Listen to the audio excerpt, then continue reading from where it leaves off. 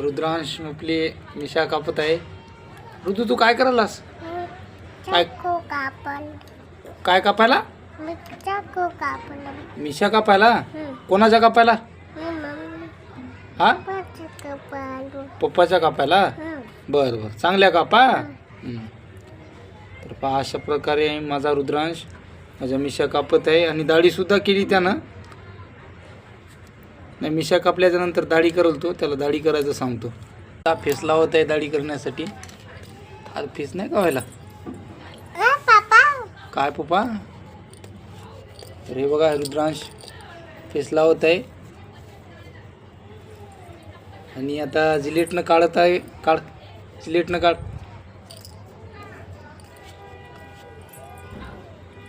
इकून पण लावत आहे.